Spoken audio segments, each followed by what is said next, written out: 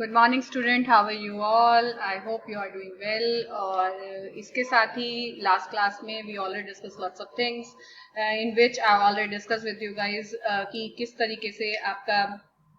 जो जीएसटी है वो पुराने जो हमारे क्या कहते हैं लॉ थे उनकी कमियों को दूर करने के लिए बनाया गया, क्योंकि अल्टीमेटली जो जीएसटी है वो is a part of the indirect tax. ये तो मैं आप लोगों को आपकी फर्स्ट क्लास में बताई चुकी हूँ and this is the third class. तो जीएसटी इज अ क्या आपका is a part of the क्या आपका इनडायरेक्ट टैक्स। और इनडायरेक्ट टैक्स वो टैक्स है जो अल्टीमेटली एक तरह से देखा जाए इनडायरेक्ट टैक्स किसी भी तरीके से क्या नहीं कहता, ये नहीं कहता कि इनडायरेक्ट टैक्स गलत है या सही है, बट इनडायरेक्ट टैक्स वो है जो अल्टीमेटली आप लोग क्या करते हैं, पे करते हैं डायरेक्टली ऑन द क्या आपका योर गुड्स। ठीक है, but the responsibility of paying the क्या आपका क्या कहते हैं paying the tax on the goods and service, ठीक है, टू द क्या आपका डायरेक्टली टू द क्या आपका गवर्नमेंट, कि आपको पे कर आना है, नहीं आपको नहीं पे करना होता है। This is the part of the duty of the क्या आपका जो हमारे कौन होते हैं ये जो सेलर्स होते हैं, हमारे जो बायर्स होते हैं, ठीक है, जो हमारे सेलर्स होते हैं जिनसे जैसे मान के चलिए सपोज आपने बाजार से कोई दवाई खरीदा, आपने केमिस्ट की दुकान से कोई दवाई खरीदा और उसके ऊपर लिखा हुआ इंक्लूसिव ऑफ ऑल टैक्सेस, तो इसका मतलब उसके प्राइस में ऑलरेडी जीएसटी इंक्लूड है। ठीक है, तो वो जो जीएसटी की अमाउंट है वो आपने पे कर दी है, यू आर पे द क्या आपका directly, but you are pay the क्या आपका that tax GST directly to the क्या आपका केमिस्ट, नॉट टू द क्या आपका गवर्नमेंट। ठीक है, अब क्या होता है इतनी सारी बॉटल उसके यहाँ से जाएंगी और उसके बाद एट द एंड जब वो लास्ट में क्या करेगा, इकट्ठा करेगा कि उसके पास कितनी बॉटल पे जीएसटी आ गया, वो जाकर गवर्नमेंट को क्या कर आएगा, पे कर आएगा। This is a part of क्या आपका जीएसटी। आ गई मेरी बात समझ में? ठीक है, GST basically is direct tax जिसमें पे आप ही ने करना होता है।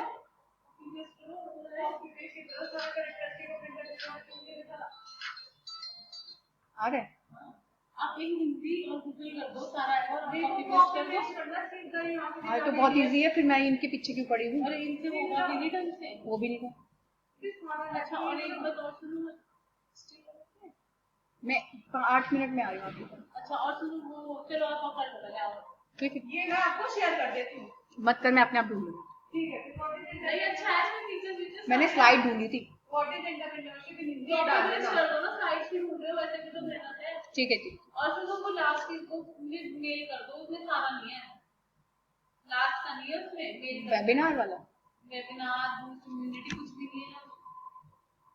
हाँ जी, तो क्या क्या बात कर रहे थे? Sorry for interrupt you guys, ठीक है, सॉरी फॉर द इंटरप्शन, ठीक है, बट स्टिल जरूरी इंपॉर्टेंट था। ठीक है, बट चलिए हम इसके साथ ही हम लोग क्या करते हैं, डिस्कस करते हैं कि बेसिकली क्या था आपका जीएसटी इज व्हाट। ठीक है, तो constitution framework of indirect taxes, ठीक है, कि अगर हम देखें कि क्या है, तो इसके लिए हम लोग को आगे बढ़ना होगा कि जीएसटी बेसिकली क्या है। तो बेसिकली वाई जीएसटी, इसके बेनिफिट्स हम लोग पढ़ेंगे। एग्जिस्टिंग इनडायरेक्ट टैक्स स्ट्रक्चर, ठीक है, एग्जिस्टिंग इनडायरेक्ट स्ट्रक्चर क्या है, मतलब बेसिकली कि कैसे इसका जो कॉन्स्टिट्यूशन फ्रेमवर्क है, क्योंकि आप लोगों को मैं बता दूं जो जीएसटी आया है, ठीक है, वो 1 जुलाई 2017 को क्या हुआ था आपका एप्लीकेबल हुआ था, और ये बेसिकली कॉन्स्टिट्यूशन में अमेंडमेंट करके एप्लीकेबल हुआ था। तो कॉन्स्टिट्यूशन में इसमें जो अमेंडमेंट हुई थी, ठीक है, वो बेसिकली क्या कहते हैं 246A में 246 एक आपका एक आर्टिकल है जिसके अंदर बेसिकली लॉ मेकिंग पावर है, किसके अंदर, तीनों के अंदर, यूनियन लिस्ट, स्टेट लिस्ट और आपकी कंकरेंट लिस्ट। आगे मेरी बात समझ में? ठीक है, तो देन उसके बाद फिर आपका क्या बना, आपका क्या कहते हैं ये 246 ए बना जिसके अंदर आपका जीएसटी लेकर आएगा, क्योंकि पहले इनडायरेक्ट टैक्सेस, ठीक है, जो कवर होते थे वो डिफरेंट डिफरेंट आर्टिकल से कवर होते थे, और आपको पता है कि बेसिकली आर्टिकल में कई सारे क्या होते हैं आपके आर्टिकल में, तो लॉ मेकिंग पावर गिवन होती है जो यूनियन लिस्ट में होती है, स्टेट लिस्ट में होती है और कंकरेंट लिस्ट में होती है। अब लॉ मेकिंग पावर के लिए यूनियन लिस्ट के 97 मैटर्स हैं, जिस 97 मैटर्स के अंदर अलग अलग आइटम के अंदर क्या दे रखे, क्या कहते हैं लॉ मेकिंग पावर दे रखी है, कि जैसे 83 में आपका एक्साइज था, 84 में आपका कस्टम था, ठीक है, तो 83 वो एक्साइज कहाँ गया, तो उसको रिटर्न खत्म कर आपका क्या लेकर आया, आपका जीएसटी। तो वो उसको कहीं ना कहीं, क्योंकि देखिए सीधी सी बात, लॉ में कॉन्स्टिट्यूशन में जब तक क्या नहीं होता आपका चेंजेस नहीं होता, इसमें कॉन्स्टिट्यूशन में जब तक क्या नहीं होता, चेंजेस नहीं होता, तब तक क्या नहीं होता आपका जीएसटी में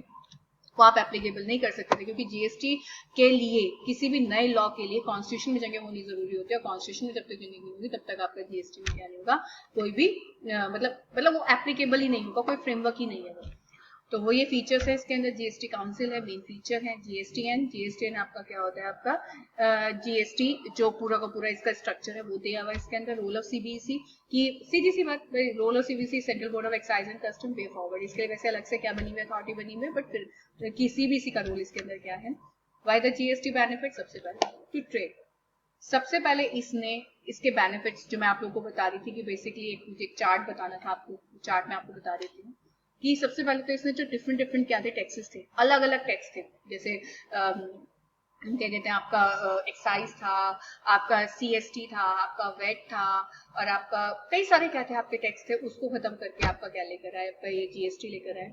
ठीक है, उसके अलावा mitigation of cascading double taxation की मैंने आपको बताया था, ये मैंने आपको सेकंड क्लास में बताया है कि मैन्युफैक्चरिंग के ऊपर ही आपकी कई बार टैक्स लग गया, फिर उसके बाद उसकी सेल पर टैक्स लगा रहे हैं, वेट लगा रहे हैं, तो क्या था आपका कई सारी चीजों पर डबल डबल क्या लगे जा रहा था, टैक्स लगे जा रहा था। उसके बाद क्या हुआ आपका more efficient in utilisation of the taxes specially for the export. बिल्कुल सही बात है, जब हम कोई चीज एक्सपोर्ट करेंगे तो उस पर वो एक ही लिखा हुआ आएगा कि हाँ जीएसटी हमने क्या किया, पे किया है। आ गई मेरी बात समझ में? तो अल्टीमेटली जब लिखा हुआ था अच्छा इसके ऊपर ये वाला टैक्स भी है, ये वाला टैक्स भी है, तो बाहर वाले ये सोचते थे कि अल्टीमेटली इंडिया वाले क्या लूटने के लिए बैठे हुए हैं। Development of common national market, सीधी सी बात है, क्योंकि अगर एक ही क्या होगा आपका टैक्स होगा तो अल्टीमेटली जाएगा किसके पास, सेंट्रल के पास, पर वो बटेगा किसमें, सेंट्रल में भी स्टेट में। तो जब एक चीज होती है तो अल्टीमेटली क्या होता है आपका, वो ज्यादा कंफर्टेबली और बेनिफिशियली क्या की जाती है आपकी, स्प्रेड की जाती है अमंग द क्या आपका ऑल द गवर्नमेंट। ठीक है, सिंपलर टैक्स डिजाइन, बिल्कुल सीधी सी बात, ज्यादा रेट नहीं है, बहुत ज्यादा लंबा चौड़ा प्रोविजन नहीं है, तो इसको लगाना और इसको क्या कहते हैं इम्प्लीमेंट करना और दूसरों को बताना, ठीक है, उसके लिए बहुत आसानी है। An exemption, distinction between goods and service no longer required, बिल्कुल सही बात है। एंड टू कंज्यूमर, सीधी सी बात है, अब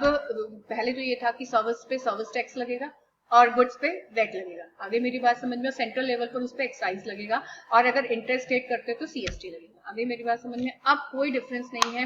गुड्स के ऊपर भी जीएसटी लग रहा है, अगर गुड्स आपकी बेची खरीदी जा रही है, और किसके ऊपर, सर्विस के ऊपर भी क्या लग रहा है आपका, जीएसटी लग रहा है। तो यहाँ पे there is no difference between goods and services, ठीक है। And to consumer, simpler tax system, ठीक है, reduction in the price of the goods and service due to elimination of the cascading, uniform price throughout the country, ठीक है, and transparency in the क्या आपका taxation system. बिल्कुल, consumer के लिए क्या फायदा है इसमें, देखिए आप देख सकते हैं,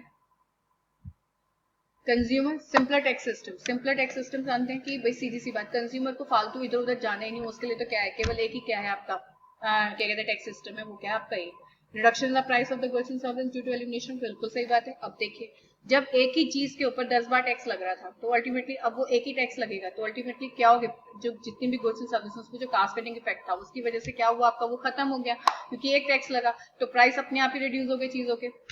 एक पूरे इंटायर इंडिया के अंदर हर किसी को पता है कि भाई जीएसटी लगना, बस दैट्स इट, मतलब एक यूनिफॉर्म क्या है आपका टैक्स है। And transparency in the taxation system, बिल्कुल सही बात है कि जब एक टैक्स होगा तो उसका एडमिनिस्ट्रेशन भी क्या हो जाएगा, बहुत इजी टू मतलब कंटिन्यू हो जाएगा। और सीधी सी बात है, increase in the employment opportunity, इससे क्या भी हो रही है आपकी एम्प्लॉयमेंट अपॉर्चुनिटी भी क्या हो रही है, इंक्रीज हो रही है। आगे मेरी बात समझ में, तो अल्टीमेटली आप ये देख सकते हैं कि कितने बेनिफिट्स हैं। देखिए सीधी सी बात, जहां भर भर के आपको नंबर ऑफ टैक्सेस क्या करने पड़ रहे थे, पे करने पड़ रहे थे, वहां पर आपको केवल ये एक जीएसटी पे करना पड़ रहा है। जहां पर भर भर के आपको हर स्टेप पर क्या करना था, टैक्स पे करना पड़ रहा था, आपको ये पे करना पड़ रहा है। सबसे बड़ी बात है न्यूट्रलाइज है ये, ठीक है, टैक्स स्पेशली फॉर द क्या आपका एक्सपोर्ट में आपका ये इसने क्या कर दिया, बहुत ज्यादा सहारा बन गया। फिर नेशनल मार्केट है, क्योंकि जब एक ही टैक्स होगा तो लोगों को ये भी नहीं रहेगा कि ये कहते हैं अलग अलग टैक्स हमसे इतने इतने सारे लिए जा रहे हैं भर भर के हम पे, तो मतलब एक जीएसटी क्या हो गया, मतलब पहले तो डायरेक्ट टैक्स इतना लगा दिया, फिर हमारी चीजों को इतना महंगा कर दिया, तो हम खाएंगे क्या, बचाएंगे क्या, और हमारा विकास कैसे होगा, ठीक है, तो उसके लिए इन्होंने बता दिया। एंड सिंपलर टैक्स डिजाइन, सीधी सी बात है, क्योंकि रेट वगैरह क्या है बहुत कम है। और कंज्यूमर के लिए सीधी सी बात कि उसको चारों तरफ जाना ही नहीं है, उसको तो केवल क्या करना है, जीएसटी है 18% है, बस वो क्या करना है, उसने पे करना है, उससे उसको कोई मतलब नहीं है कि सीजीएसटी सेंट्रल के पास कितना जा रहा है, स्टेट के पास कितना जा रहा है, उसे तो इतना पता है कि उसको इसके किसके पास कितना जा रहा है। And reduction in the price of the goods, बिल्कुल भाई, जब किसी चीज के ऊपर से तो लगातार कोई टैक्स का बर्डन क्या हो जाएगा, हट जाएगा, तो अल्टीमेटली क्या हो जाएगा आपका कास्केडिंग इफेक्ट खत्म हो जाएगा। एक तो कास्केडिंग इफेक्ट खत्म हो गया, जो टैक्स के ऊपर टैक्स जा रहा था, ठीक है, और दूसरा क्या हो गया, जिस चीज के ऊपर पहले वो टैक्स ऑन टैक्स होता था, ठीक है, वो हट जाएगा, केवल एक पर्टिकुलर स्टेज पर क्या लगेगा, टैक्स लगेगा, तो अल्टीमेटली अपने आप ही उसका प्राइस क्या हो जाएगा, रिड्यूस हो जाएगा, ठीक है। एंड देन उसके बाद पूरे एंटायर कंट्री के अंदर किसी को भी कि हमारे स्टेट में तो ये वाला टैक्स लगता है, ऐसा कोई सीन नहीं है, ठीक है, हर स्टेट के अंदर आपका क्या लगेगा, सब चीजों के ऊपर एक जीएसटी क्या होगा, एप्लीकेबल होगा। And transparency in the taxation system, बिल्कुल सही बात है, ये भी देखिए इन्होंने साफ साफ बोल दिया कि ट्रांसपेरेंसी कैसे हो गई, कि भाई देखो कोई भी चीज है, जिस भी चीज को हम लोग फॉलो कर रहे हैं, अगर वो बहुत एक ओनली वन है, तो ट्रांसपेरेंसी कैसे, क्योंकि कोई भी चोरी कैसे करेगा, तभी तो शुरुआत में आपने सुना होगा जब जीएसटी आया था, लोगों में भूचाल आ गया था, कैसे कि भाई अब टैक्स को चुराया कैसे जाएगा, क्योंकि पहले तो ये था कि क्या कहते हैं कि वहां से चुरा लिया, वहां से चुरा लिया, क्योंकि मल्टीपल ऑफ टैक्सेस थे, अब तो क्या एक ही टैक्स से कैसे चुराओगे। और क्योंकि वही है कि आपका टैक्स है तो लोगों को इसने काम भी दिया, तो एम्प्लॉयमेंट अपॉर्चुनिटी। इसके साथ ही मेरे बच्चों हम लोग आज अपनी क्लास खत्म करते हैं, आगे मिलेंगे, बाय।